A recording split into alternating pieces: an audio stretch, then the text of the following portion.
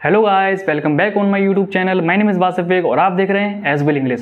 सो दोस्तों, ये हमारी स्पोकन इंग्लिश की आज 8th क्लास है और इस क्लास में आज हम पढ़ेंगे पास्ट परफेक्ट कंटिन्यूस टेंस के बारे में। इससे पहले हमने लास्ट लेक्चर में अपनी क्लास 7th में पास्ट परफेक्ट टेंस के बारे में पढ़ा था और इसके बाद हमारी क्लास 8th है, इसमें आज पढ़ेंगे पास्ट परफेक्ट कंटिन्यूस टेंस के बारे में। तो ये सेंटेंस क्या होते हैं, कैसे बनाते हैं, इनके बनाने का रूल्स क्या है, इनकी पहचान क्या है, वो हम सारी चीज़ें यहाँ डिटेल्स में पढ़ेंगे। तो चलिए स्टार्ट करते हैं अपनी वीडियो बिना कुछ देरी किए। But before the starting video I would like to request you all who are watching our videos, please like and subscribe our YouTube channel and press the bell icon to get notifications for upcoming related videos. And please share my channel and my videos with your friends, with your cousins, with your relatives who want to improve their English skills and wanna be a fluent speaker as well. So please support me and share my channel as much as you can.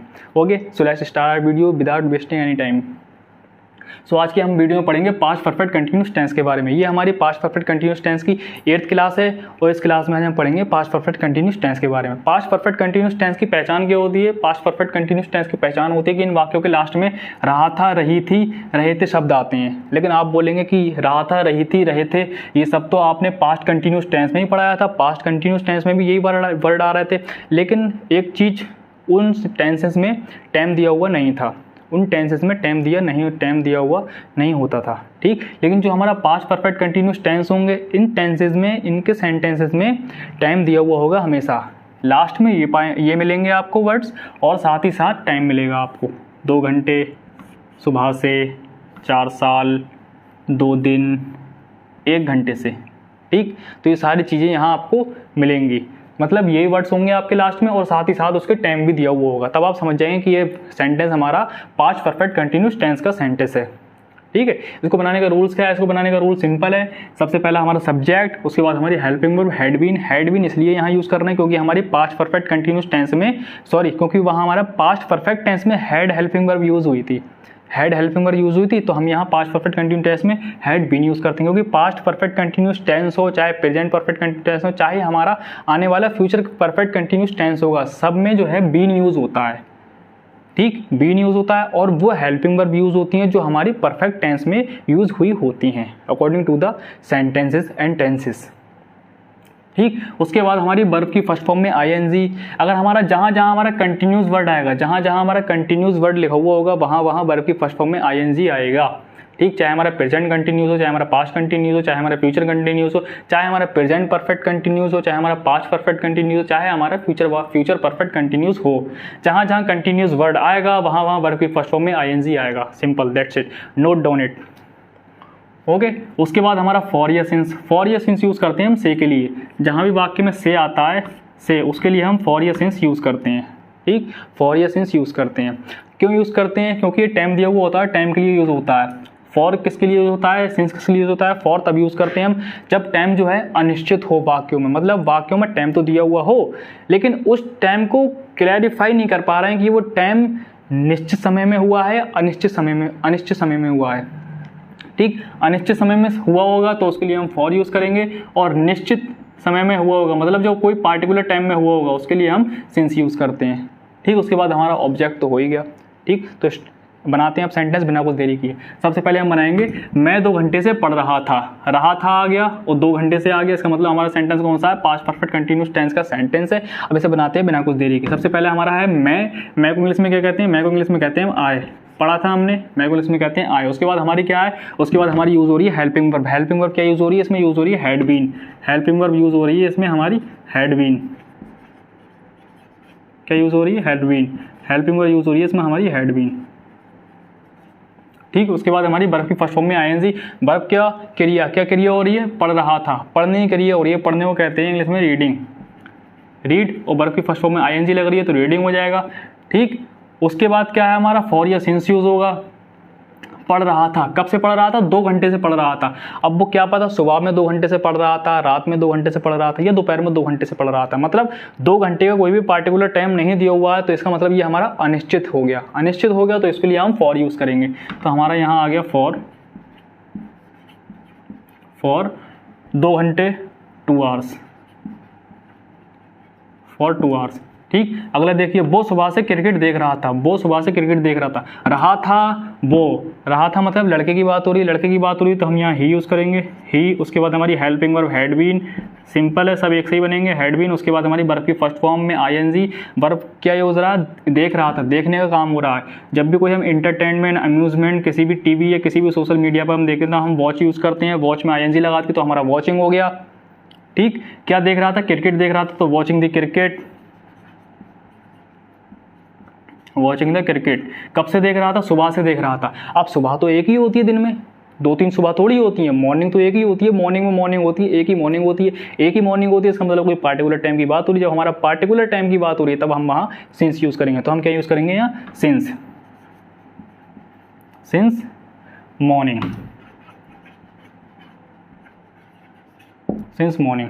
Okay, next देखते हैं। हम 4 साल से दिल्ली रह रहे थे आ गया, 4 साल आ गया। इसका मतलब हमारा सेंटेंस है पास्ट परफेक्ट कंटिन्यूस टेंस का सेंटेंस। हमको इंग्लिश में कहते हैं वी। उसके बाद हमारी हेल्पिंग वर्ब यूज हो रही है had been, we had been. उसके बाद हमारी वर्ब की फर्स्ट फॉर्म रह रहे थे, रहने को इंग्लिश में कहते हैं लिव। ठीक, लिव। और जब भी हम आईएनजी लगाते हैं तो हम ई को रिमूव कर देते हैं लिव में से और हम आईएनजी लगा देते हैं। ये हमारा हो गया लिविंग। कहाँ रहे थे, दिल्ली, लिविंग इन दिल्ली। कब से रह रहे थे, 4 साल से, 4 साल से दिल्ली रह रहे थे। तो हमारे 4 साल दिल्ली रह रहे थे, बेटा यहाँ हो जाएगा Delhi, we had been living in Delhi for 4 years, for 4 years, 4 years. अब हमने यहाँ फॉर यूज़ क्यों किया, सिंस यूज़ क्यों नहीं किया, क्योंकि यहाँ लिया हुआ है 4 साल। क्या पता वो 4 साल कौन से हैं, क्या पता वो 2015 से लेकर 2019 तक 4 साल हुए या 2012 से लेकर 2016 तक 4 साल हुए। मतलब कोई पार्टिकुलर टाइम पता नहीं है कि 4 साल कौन से 4 साल की बात हुई है यहाँ। That's why we use here for. For जो होता है अनिश्चित टाइम के लिए यूज़ होता है, तो यहाँ हमारा अनिश्चित टाइम आइडेंटिफाई हो रहा है। That's why we use here for. Okay, ये तो हमारे अफर्मेटिव हो गए, पॉजिटिव सेंटेंस हो गए। अब नेगेटिव सेंटेंस कैसे बनाते हैं, नेगेटिव सेंटेंस मतलब जिन वाक्यों में नहीं या नॉट आता हो, ठीक, वो बताते हैं। सिंपल है, हैड और बीन दोनों के बीच में हमारा नॉट लग जाएगा। क्या लग जाएगा, हैड और बीन दोनों के बीच में हमारा नॉट लग जाएगा, हैड और बीन दोनों के बीच में हमारा नॉट आ जाएगा। बनाते हैं, वह 2 दिन से नहीं पढ़ रहा था, वह 2 दिन से नहीं पढ़ रहा था। रहा था आ गया, 2 दिन आ गया, इसका मतलब हमारा पास्ट परफेक्ट कंटिन्यूस टेंस का सेंटेंस है। वह 2 दिन से नहीं पढ़ रहा था। रहा था मतलब लड़के की बात हो रही है। जब लड़के की बात हो रही है तो हम यहाँ ही यूज़ करेंगे, ही। उसके बाद क्या है, had been, had been use हो रहा तो हमारा हैड आ गया। और मैंने क्या बोला, हैड और बीन के बीच में नॉट आ जाएगा, हैड और बीन के बीच में नॉट आ जाएगा। ये हमारा बीन आ गया, हेड और बीन के बीच में नॉट आ गया, had, he had not been. उसके बाद हमारी क्या है, वर्ब की फर्स्ट फॉर्म में आई जी, पढ़ रहा था, पढ़ने का काम हो रहा है तो मतलब रीडिंग हो गई यहाँ, रीड। और रीड में आईएनजी लगा दिया, वर्ब की फर्स्ट फॉर्म में रीडिंग हो गया, ठीक, रीडिंग। उसके बाद हमारा क्या है, फॉर या सिंस यूज़ होगा। फॉर 2 दिन से नहीं पढ़ रहा था, क्या पता भाई कौन से 2 दिन की बात हो रही है नहीं ना, कोई पार्टिकुलर टाइम पता चल रहा है कि मैंने आज से पहले 2 दिन जो हुए उन 2 दिन की बात की है। यहाँ कोई ऐसी टाइम पता चल रहा है, नहीं पता चल रहा है, तो हम यहाँ क्या यूज़ करेंगे, हम यहाँ यूज़ करेंगे फॉर 2 दिन, 2 डेज, ठीक। नेक्स्ट देखिए, मेरा फ़ोन 1 घंटे से चार्ज नहीं हो रहा था। मेरा फ़ोन आपका हो गया माई फोन।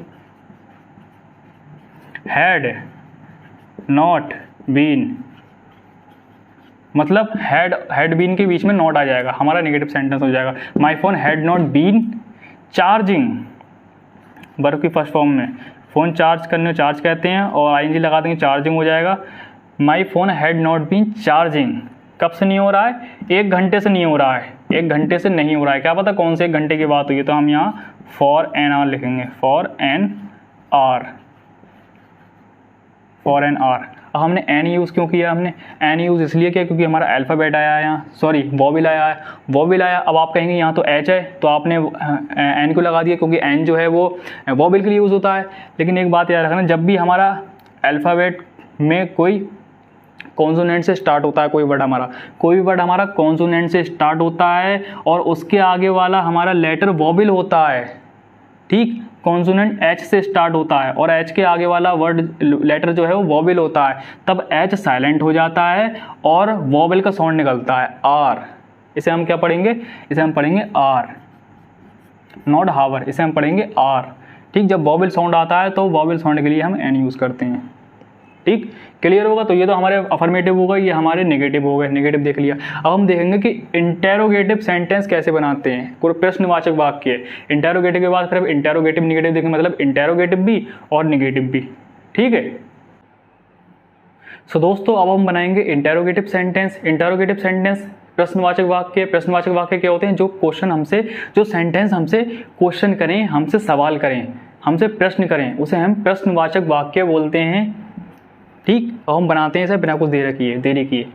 मैंने आपको बताया था कि कभी भी हमारा सेंटेंस अगर क्या से शुरू होता है, अगर हमारा सेंटेंस क्या से शुरू होता है तो उस सेंटेंस में हम जो हेल्पिंग वर्ब यूज़ हो रही होती है वो हम हेल्पिंग वर्ब सबसे पहले आगे लिखते हैं, ठीक। हम सब्जेक्ट की जगह हेल्पिंग वर्ब पहुंचा देते हैं, हेल्पिंग वर्ब की जगह सब्जेक्ट पहुंचा देते हैं। तो हमारा सेंटेंस जो स्टार्ट होगा वो हेल्पिंग वर्ब से स्टार्ट होगा। हेल्पिंग वर्ब यूज़ हो रही है इसमें हमारी हेड, तो हेड हो गया, ठीक। उसके बाद हमारा सब्जेक्ट होगा। सब्जेक्ट इसमें क्या है, सब्जेक्ट इसमें है तुमको इंग्लिश में कहते हैं यू, ठीक, हेड यू। उसके बाद जो हमारा बीन यूज हो रहा है, सब्जेक्ट के बाद वो बीन आता है, हेड यू बीन। उसके बाद हमारी वर्ब की फर्स्ट, बाकी सारा हमारा सेंटेंस एज इट इज रहता है, ठीक। वर्ब की फर्स्ट फॉर्म में आईएनजी। इसमें क्या हो रहा है, क्या तुम 2 महीने से आगरा रह रहे हो, रहने की बात हो रही है, तो रहने की बात हो रही है। लिव होता है, वो लिव में आईएनजी लगा देंगे तो लिविंग हो जाएगा, ठीक। कब से आगरा रह रहे हो, लिविंग इन आगरा। कब से रह रहे हो, 2 महीने से, 2 महीने से, तो लिख देंगे फॉर 2 मंथ्स, क्योंकि कोई पता नहीं है ना हमारा कि वो कौन से 2 मंथ से रह रहा है। क्या पता वो उसने फरवरी मार्च रहा, क्या पता वो जून जुलाई रहा। तो कोई भी हमारा टेंस यहाँ पार्टिकुलर टाइम नहीं है, that's why we used here for, otherwise we will use here since, ठीक। नेक्स्ट देखते हैं, राहुल 3 दिन से बाजार क्यों नहीं जा रहा है। देखिए हमारा WH वर्ड्स बीच में आया। अगर जब भी WH वर्ड्स हमारा बीच में आता है तो सबसे पहले हम उसकी अंग्रेजी बनाते हैं। मैंने आपको बताया कभी भी हमारा कोई WH वर्ड्स, कोई भी क्वेश्चन वर्ड्स अगर बीच में आता है तब हम उसकी स्पेलिंग सबसे पहले बनाते हैं, ठीक। तो क्योंकि इंग्लिश में कहते हैं हम वाई। उसके बाद वो यूज़ होगा, हेल्पिंग वर्ब जो यूज़ होती चली आ रही है। बाकी हमारा सेंटेंस एज इट इज़ बनता है, एज इट इज़। सिर्फ जो हमारा जो WH वर्ड्स है वो सबसे आगे आता है, बाकी हमारा सेंटेंस एज इट इज़ बनता है जैसे हमने ऊपर वाला बनाया। उसके बाद हम हेल्पिंग वर्ब यूज़ करेंगे। हेल्पिंग वर्ब इसमें क्या यूज़ हो रही है, हेल्पिंग वर्ब यूज़ हो रही है हेड। उसके बाद हम सब्जेक्ट यूज़ करेंगे। सब्जेक्ट इसमें क्या है हमारा राहुल। उसके बाद हम इसमें बीन यूज़ करेंगे, बीन। उसके बाद हमारी वर्ब की फर्स्ट फॉर्म में आईएनजी। वर्ब क्या क्रिया हो रही है, राहुल 3 दिन से बाजार क्यों नहीं जा रहा था, जाने क्रिया हो रही है। जाने को इंग्लिश में कहते हैं गो, और इसमें आईएनजी लग जाएगा तो गोइंग हो जाएगा। गोइंग कहाँ नहीं जा रहा था, बाजार। गोइंग टू मार्केट, कब से नहीं जा रहा था वह, 3 दिन से, तो फॉर 3 डेज। इसमें भी हम फॉर यूज़ करेंगे, क्योंकि ये भी हमारा टाइम पार्टिकुलर निश्चित टाइम नहीं है, तो हम यहाँ फॉर यूज़ करेंगे, ठीक। निश्चित टाइम होता तो हम यहाँ सिंस यूज़ करते। 3 डेज बोला है, क्या पता उसने कौन से 3 डेज बोला है नहीं ना, कोई पार्टिकुलर टाइम नहीं है ना, that's why we used here for. Next देखिए, क्या वह 4 घंटे से नहीं पढ़ रही थी। क्या वह 4 घंटे से नहीं पढ़ रही थी, यहाँ क्या भी आ गया, नहीं भी आ गया। दैट्स मीन ये सेंटेंस हमारा इंटेरोगेटिव नेगेटिव सेंटेंस हो गया। इंटेरोगेटिव भी हो गया, नेगेटिव सेंटेंस हो गया। इसे कैसे बनाते हैं, सिर्फ और सिर्फ इसमें नॉट इंक्रीज हो जाएगा, बाकी सारा सेंटेंस एज इट इज रहेगा। कैसे बनाते हैं, क्या से शुरू हुआ, तो मैंने बताया आपको क्या से शुरू होता है, तो हमारी हेल्पिंग वर्ब यूज़ होती है, जो यूज़ होती हो सेंटेंस के अंदर। हेल्पिंग वर्ब क्या यूज़ हो रही है, इसमें हेल्पिंग वर्ब यूज़ हो रही है हेड, तो हम इसमें लिख देंगे हेड। क्या लिख देंगे, हेड। वेट अ मिनट, क्या लिख देंगे, हेड। उसके बाद हमारा क्या है, उसके बाद है हमारा सब्जेक्ट इसमें क्या है, वह 4 घंटे से नहीं पढ़ रही थी। लड़की की बात हो रही है, जब लड़की की बात हो रही है तो हम शी यूज़ करते हैं। क्या, शी, हेड शी। अगर लड़के की बात हो रही होती तो हम यहाँ ही यूज़ करते हैं, लड़की के लिए हम शी यूज़ करते हैं, हेड शी। उसके बाद हमारा बीन, ठीक। बीन यूज़ करते हैं हम तब जब हमारा उसमें नहीं होता। जब हमारा नहीं यूज़ हो रहा है तो हम सब्जेक्ट के बाद नॉट यूज़ करेंगे, ठीक। क्योंकि हमारा जो नॉट जो आता है, हमने उसमें नेगेटिव सेंटेंस में पढ़ा था, जो नॉट जो आ रहा था वो हेड और बीन के बीच में नॉट आ रहा था। तो यहाँ भी हमारा मतलब बीन से पहले नॉट आ रहा था, तो इसमें भी हमारा इंटरोगेटिव सेंटेंस में हमारा नॉट जो है वो बीन से पहले ही रहेगा हमेशा, ठीक। तो इसमें हमारा हो गया हेड शी। उसके बाद हमारा आ गया नॉट, क्योंकि बीन यूज़ हो रहा है सब्जेक्ट के बाद, लेकिन सब्जेक्ट यहाँ नेगेटिव सेंटेंस है, तो बीन से पहले नॉट यूज़ होगा तो नॉट हो गया। उसके बाद हमारा बीन। उसके बाद हमारी वर्ब की फर्स्ट फॉर्म क्या है, नहीं पढ़ रही थी, पढ़ने की बात हो रही है तो रीडिंग हो जाएगी, पढ़ने की रीड हुई, उसमें ING लगा दिया तो रीडिंग हो गया। कब से नहीं पढ़ रही थी, वह 4 घंटे से नहीं पढ़ रही थी, तो हम लिख देंगे for 4 hours, for 4 hours, for 4 hours.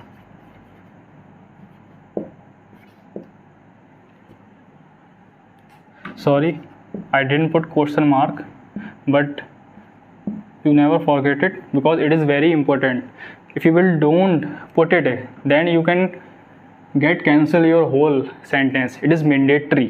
Okay तो याद रखना कभी भी आप क्वेश्चन मार्क लगाना नहीं भूलना, ये मैंडेटरी है। अगर आपका पूरा सेंटेंस सही है, आपने क्वेश्चन मार्क नहीं लगाया किसी सेंटेंस में, तो आपका पूरा सेंटेंस काट दिया जाएगा, उसमें आपको कोई भी नंबर कोई मार्क्स नहीं दिया जाएगा। तो रिमेंबर कभी भी आप क्वेश्चन मार्क लगाना नहीं भूलना, ठीक। तो ये चीज़ याद रखें। हमने इसमें इंटेरोगेटिव पढ़ा, इंटेरोगेटिव क्या, जो प्रश्नवाचक वाक्य हों तो उसमें हमने पढ़ा इसको ऐसे बनाते हैं, इसको ऐसे बनाते हैं, नॉट जो होता है तो बीन से पहले नॉट आ जाता है हमेशा, ठीक। तो ये चीज़ें जो थी हमने यहाँ क्लियर की। तो इसी के साथ आज का हमारे ये लेक्चर जो है पास्ट परफेक्ट कंटिन्यूस टेंस के ऊपर हमारी 8th क्लास स्पोकन इंग्लिश की आज यहीं समाप्त होती है, ठीक। उम्मीद है आपको वीडियो पसंद आई होगी। अगर आपको वीडियो पसंद आई हो तो अपने दोस्तों के साथ, फ्रेंड के साथ शेयर करें, और मिलते हैं एक नेक्स्ट लेक्चर में।